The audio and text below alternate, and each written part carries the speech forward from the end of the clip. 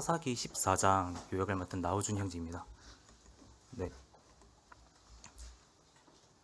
항상 앞으로 나오긴 하는데 떨림은 언제나 계속 되는데 네, 제가 좀 많이 절더라도 잘 들어주시기 바라겠습니다. 네, 오늘은 사사기 14장 이제 삼손이 태어나서 그 후에 성장하여 일어난 일들인데요. 그 전에 사사기 13장에 대해서 간략하게나마 소개하겠습니다. 네, 지난주에 사사기 13장에서 이제 삼손이 어떤 배경에서 태어났는지 다루었을 텐데요. 이 삼손이 태어났을 때는 이미 블레셋에서 40년 동안 통치를 받고 있는 상태였습니다. 그리고 그다음 이제 그 삼손의 부모죠. 삼손의 부모 이제 정확히 말해서 그 어머님이 그 임신을 하지 못하고 있는 그런 상황이었습니다. 이게 성경에서 많이 나오는 부분인데요. 정말 주님께서 그 사람을 쓰실 때 참 그게 은혜로서 태어나는 그런 사람들이라는 표현을 하는 것처럼 많이 출산하지 못하는 태어나지 못하는 상황에서 주님의 은혜로 그 임신케 하시고 그 태어난 사람을 쓰시는 그러한 장면들이 성경에서 많이 나오는데요. 지난주에 전했던 형제를 통해서 저도 그것을 통해서 그거에 대한 단어가 따로 있다는 걸 처음 알게 됐어요. 수태고지라고 그런 표현이 있는데 제가 궁금해서 그래서 네이버 지도로 찾아봤는데 정확히는 이 수태고지가 마리아한테서 가브리엘 천사가 와서 예수님을 임신했다는 그것을 전하는 딱 그 장면이 수태고지라고 합니다. 네, 그것처럼 13장에서 이 삼손이 어떻게 태어났는지 임신하지 못한 상태에서 정말 천사가 나타나서 너에게 아이가 태어날 텐데 이것은 정말 주님께 구별된 나시린으로서 쓰임받을 것이라고 얘기를 합니다. 네, 그럼 이제 사사기 14장 들어가겠습니다. 네, 그럼 사사기 14장 그 1절에 보면 그 삼손이 딥나에 내려가서 거기서 블레셋 사람의 딸들 중에서 한 여자를 보고 반하게 됩니다. 그렇다 이거는 제가 13장을 왜 말해줬냐면 13장에서 이미 삼손이 태어나기 전에 블레셋에 이미 40년 동안 통치가 되어 있는 그런 상황인데 나시린으로 태어난 그 삼손이 그런 것과 생각하지 않고 그 민족 간의 그런 것과 상관없이 이 블레셋 사람들 중에 한 명 그 딸에 반하는 장면이 됩니다. 그래서 여기서 이제 3절을 보시면 그러한 삼손을 부모가 말립니다.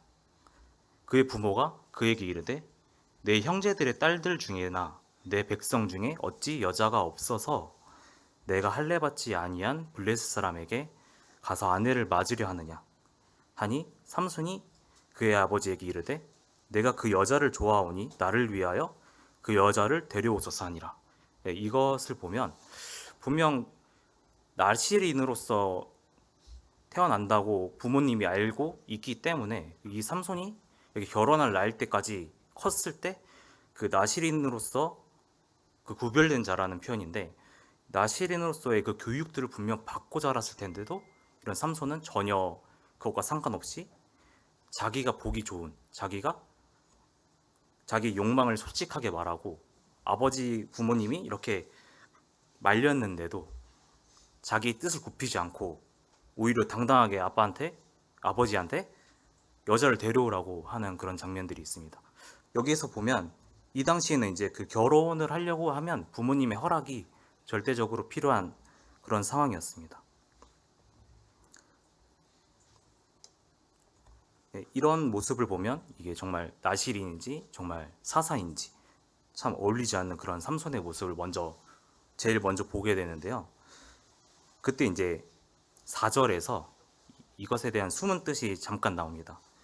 그때 블레셋 사람이 이스라엘을 다스리는 까닭에 삼손이 틈을 타서 블레셋 사람을 치려 함이었으나 그의 부모는 이 일이 여호와께로부터 나온 것인지 줄은 알지 못하였나니. 못하였더라라고 표현이 되어 있는데, 이게 잘못 해석할 수도 있는데, 이 삼손이 미리 이런 것까지 생각을 하고 침투를 하기 위해서 그런 거가 아니라, 삼손은 그냥 순수하게 자기가 보기 좋았던 아름다운 여성을 과 이제 결혼을 하기 위해 가였던 것이었습니다. 하지만 이 뜻이 뒤로 가면 어떤 게 하나님의 뜻이었는지가 보여지게 됩니다.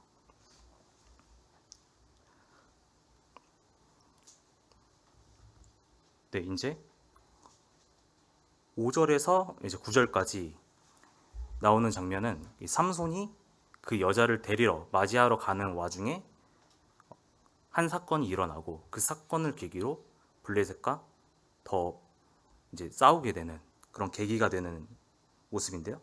1절에서 보는 것처럼 이 삼손은 그 블레셋에 대한 그런 이제 적대적인 감정이나 그런 게 없는 상태로 보입니다. 결혼까지 생각한 거 보면. 그럼 이제 5절부터 이제 보면 이 삼손이 그의 부모와 함께 딥나에 내려가 딥나의 포도원에 이른즉 젊은 사자가 그를 보고 소리 지르니라. 이때 이제 6절에 처음으로 여호와의 영이 삼손에게 임하는 장면이 나옵니다. 여호와의 영이 삼손에게 강하게 임하니 그가 손에 아무것도 없이 그 사자를 염소 새끼를 찢는 것 같이 찢었으나 그는 자기가 행한 일을 부모에게 알리지 아니하였더라 라고 하는데, 저는 이 장면이 왜 나오지라는 좀 생각이 되면서 그 9절까지 나오는 장면이 있는데, 이 7절에 그가 내려가서 그 여자와 말하니 그 여자가 삼손의 눈에 들었더라 라고 하는데, 찾아보니까 그 당시에 중동 지역에서는 두 남녀가 약혼한 사이가 아니라면 서로 대화를 나누는 것에 용인되지 않은 문화였다고 합니다. 그렇기 때문에 이 7절을 보면 이제 약혼을 했던 것을 이제 간접적으로 알 수 있고, 8절에 얼마 후에 삼손이 그 여자를 맞이하려고 간다고 합니다. 이것은 이제 약혼 후에 이제 혼인이 치르기까지 그 기간이 있었다는 건데요. 그 후에 이제 삼손이 그 여자를 맞이하려 가는 그 순간 또 가다가 또 돌이켜서 그 사자의 주검이 있는 쪽으로 가서 그 사자의 몸에 벌떼와 꿀이 있는 것을 봅니다. 그래서 그 꿀을 손으로 떠서 먹고 또 그 부모한테 드리고, 그러나 이러한 그 사자 그 시체 안에서의 그 꿀에서 나왔다는 것을 부모님한테 알리지 않았습니다. 근데 여기에서 보면 이제 다시 한번 보게 되는 게 있는데, 삼손은 나실인이었습니다. 이 나실인은 민수기 6장에 잠깐 나오는데, 저도 여러 곳을 찾아봤는데 이 포도원이 왜 나왔을까, 그리고 이 사자 시체가 왜 나왔을까 봤는데, 민수기, 제가 읽겠습니다. 민수기 6장 3절부터 4절. 포도주와 독주를 멀리하며 포도주로 된 초나 독주로 된 초를 마시지 말며 포도즙도 마시지 말며 생포도나 건포도도 먹지 말지니 자기 몸을 구별하는 모든 날 동안에는 포도나무 솟아는 씨나 껍질이라도 먹지 말지며, 이렇게 이제 포도와 관련된 것에 대해서 엄청 경계하고 멀리하라고 되어 있는데, 굳이 이제 포도원 쪽으로 갔던 부분도 있었고, 그리고 민수기 9장 12절에 6장 9절부터 12절을 보면 누가 갑자기 그 곁에서 죽어서 스스로 구별한 자의 머리를 더럽히면 그의 몸을 정결하게 하는 날에 머리를 밀 것이니 곧 일곱째 날에 밀 것이며. 네, 이 구절을 보면 시체 또한 나실인으로서 가까이 되지 않고, 만약 가까이 되었을 경우 그것이 부정하게 되었기 때문에 정결하게 하기 위한 그러한 제사를 해야 되는 부분이 있었습니다. 그러나 이제 이 부분에 대해서도 정결케 하기 위해서는, 그렇다면 이제 부모님께 고하고 그런 제사를 드려야 되는데, 그 모든 것을 삼손은 이제 부모님께 말하지 않은 그런 장면들이 있습니다. 네, 다시 사사기 14장으로 돌아와서, 네, 이러한 9절까지 그 사자를 잡고 그 안에서 꿀을 먹는 장면들이, 그 다음 이제 10절 이후로 왜 이 장면들이 나왔는지 나옵니다. 10절에서 20절까지는 삼손이 결혼식을 하여 잔치를 하는 그런 장면들이 나오는데요. 여기서 보면 이제 보통은 그 남편이 신랑이 신부를 데리러 와서 데리고 간 다음에 이제 잔치를 하는데, 여기서는 이제 삼손과 그 아버지가 그 블레셋 여인의 지방으로 가서 결혼식을 하고 잔치를 베푸는 장면이 있습니다. 그래서 여기서 이제 그 삼손에게 블레셋 청년들을 붙여주는 장면인데, 30명을 데려와서 친구를 삼게 하는 장면이 있습니다. 그런데 이제 여기서 그저 그냥 친구로 즐기면서 지낸 게 아니라, 삼손이 그 30명의 친구들이라고 할까요? 그 블레셋 사람들한테 수수께끼를 냅니다. 이 수수께끼는 아까 나왔던 그 사자를 만나고 그 곳에서 꿀을 먹은 지극히 개인적인 경험을 수수께끼로 내었기 때문에 이거 절대 맞출 수 없는 그러한 수수께끼를 내었습니다. 그래서 이제 12절에 삼손이 그들에게 이르되 이제 내가 너희에게 수수께끼를 내리니 잔치하는 이래 동안에 너희가 그것을 풀어 내게 말하면 내가 베옷 30벌과 겉옷 30벌을 너희에게 주리라 라고 하고, 혹시 그걸 못할 경우 반대로 이제 자기가 받아가겠다는 그런 이제 내기 같은 수수께끼를 하게 됩니다. 그래서 그들이 다 듣기 전부터 이미 본인들이 할 수 있겠다라고 생각해서 들어놓고서는 풀지 못했습니다. 사흘까지 되도록 수수께끼를 풀지 못하니까 이들이 이제 그 아내 될 사람에게 찾아가서 협박을 하게 됩니다. 너가 남편을 꾀어서 그 수수께끼에 답을 알려달라. 그러지 않으면 너와 너의 집안을 불태운다.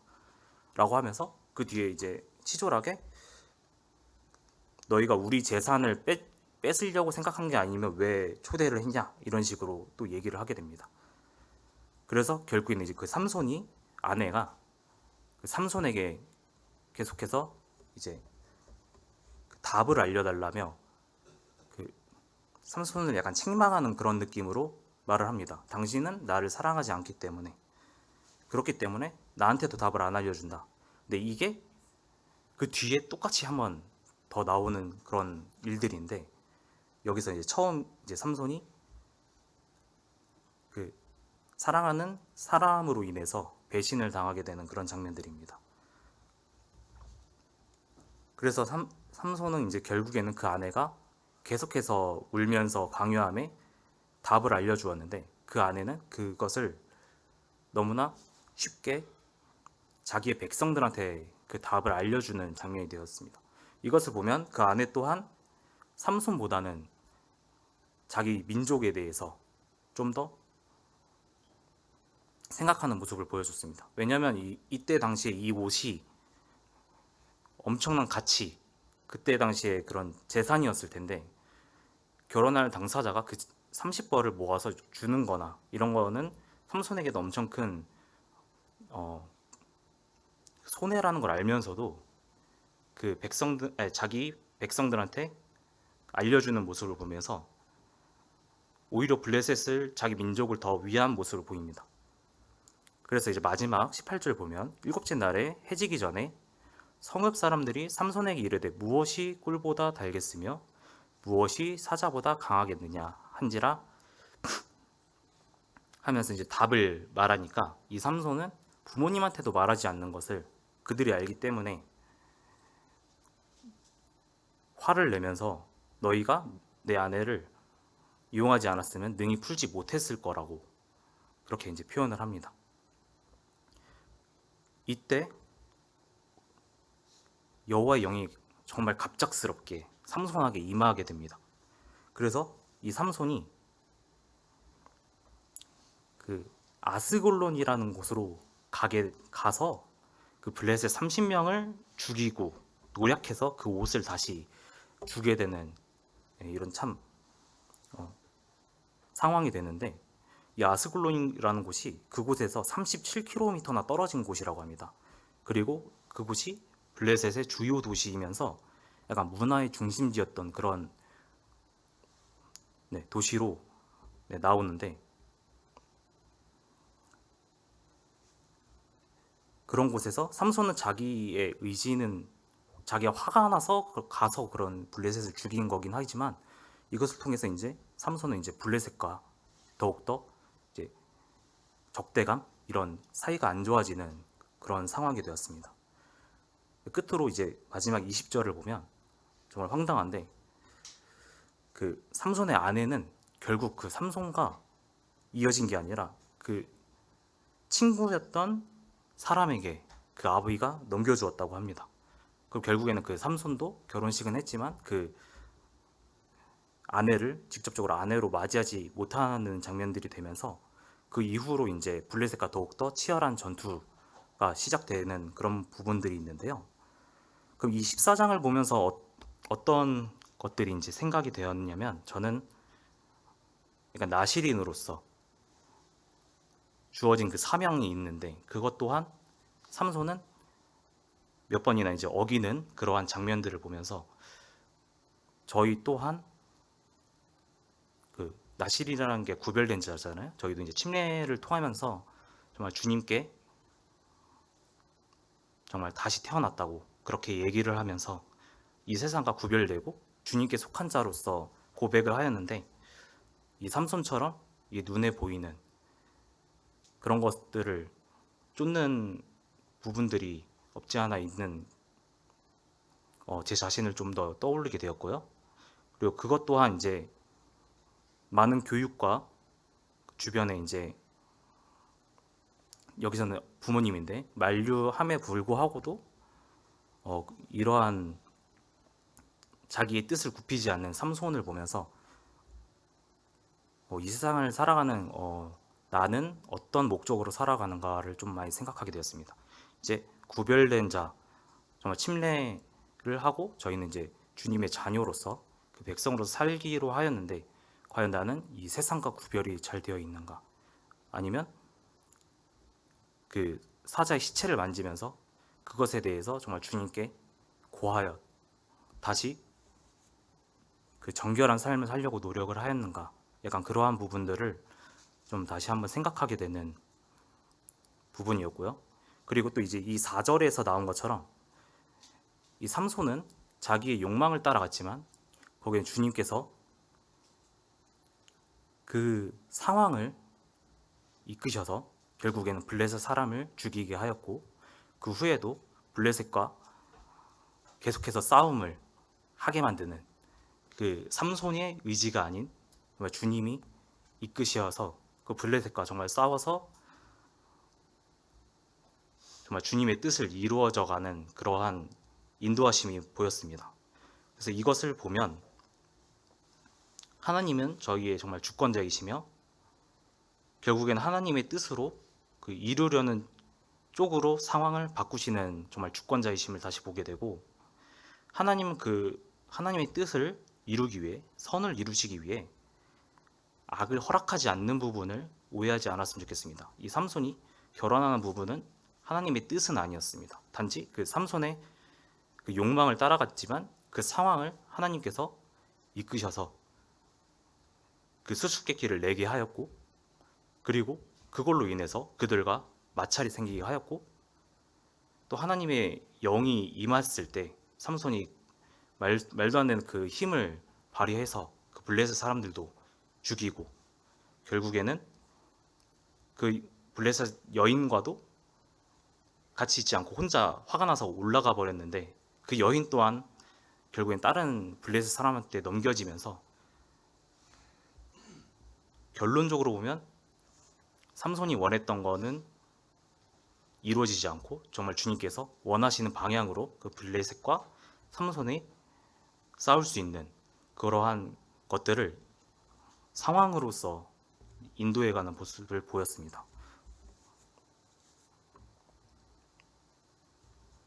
네, 그래서 저는 14장으로 결론을 내는 부분에 있어서 저희는 구별된 자로서 이 세상에서 살아가는 부분에 대해서 다시 한번 계속해서 생각해야 되는 부분도 있고 또한 저희가 연약하기에 삼손처럼 그 시체를 만지거나 그럴 수 있지만 그것을 정말 주님께 고하고 다시 한번 정결한 삶을 살아가는 그런 목적 그 의지가 필요하다고 생각합니다. 그리고 마지막으로 이 세상은 결국엔 주님께서 주권자이시기 때문에 아무리 악이 강해 보이고 사단이 저에겐 너무 커 보여도 결국에는 이 모든 것 또한 주님의 뜻을 이루어지기 위한 그 과정들이고 결국엔 주님의 뜻이 이루어지는 그러한 것들을 간접적으로 느낄 수 있는 장이었습니다. 네, 이렇게 사사기 14장 요약 마치겠습니다.